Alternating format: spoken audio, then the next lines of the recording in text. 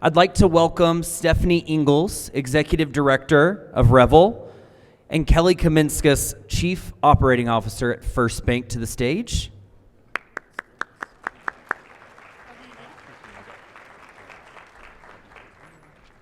Let's see if this one works for you as well.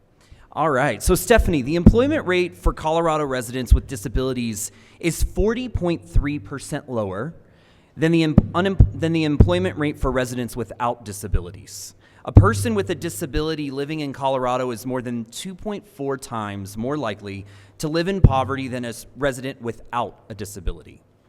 What specific initiatives or accommodations has your organization implemented to support individuals with invisible disabilities in the workforce, and what have been the key outcomes or impacts of these efforts on both employees and the organization as a whole? Thanks. There we go. Hello? There we go. Okay.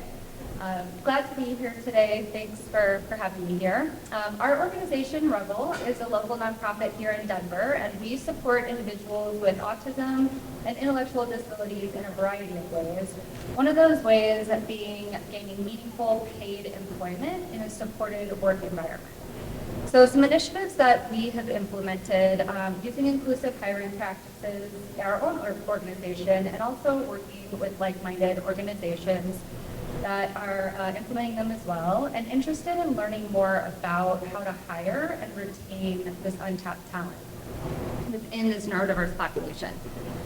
So inclusive hiring practices, we've heard a lot about this today. Skills-based hiring, this is really crucial for people with autism or disabilities who are not able to interview in traditional hiring ways. They have challenges with communication, and they're really missing out on being able to see their skills and to see what they're capable of doing by following traditional hiring practices. Some of the biggest initiatives that we're focusing on are really working, again, with those like-minded organizations and shifting the narrative and changing the stigma around hiring people with disabilities. We help people with businesses specifically focus on strategies how to help people with autism and intellectual developmental disabilities. The nationwide rate of individuals that are unemployed with autism is 85 to 90%. So working through those challenges, helping people find that untapped potential, and really supporting business managers and hiring managers with the tools needed to reduce that rate. Outcomes and impacts that we've seen. Creating an inclusive workplace focuses on the strengths of these individuals. Seeing people with disabilities succeed motivates other people to succeed and thrive. It increases productivity and morale. Individuals report a sense of self-worth and a purpose by having a job. And that they have strong work ethic and high retention. So hiring people with disabilities can enhance your workplace culture and support your business initiatives. I'm really looking forward to connecting with many of you later and seeing what's been working in your workforces, and to figure out how we can employ people with disabilities and support your organizations. Great, thank you. All right, Kelly. So Kelly, in your experience, what are some effective strategies for fostering a culture of inclusivity and empowerment for individuals with invisible disabilities within the workplace? And how can organizations work towards creating environments where all employees feel valued?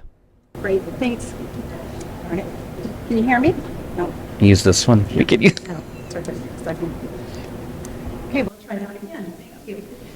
Well, thanks, Keith. Just a point of reference. I'm with FirstBank. We have about 2,800 employees, and so that represents a whole wide swath of individuals, which we're proud to have as our FirstBankers across Colorado, Arizona, and California. One of the first things I would say is you need to make it a safe place to self-identify.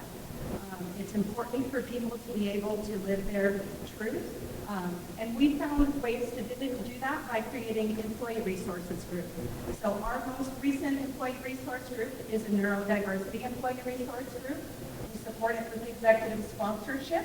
And those are individuals anywhere with just a passion for the workforce, or oftentimes parents of children that are neurodiverse. And so they bring a passion and a desire to change the workplace so that it can be a better place for their children someday. We really find that the ERGs do two things. They create connection for the employees and an ability to have a community, as well as educating us on the resources needed for this group to thrive. One quick thing I would just say, if you don't know where to start, we know that we don't know everything, and so we partner with groups such as REVEL to make sure that we can support these individuals in areas that we might not be fully versed on.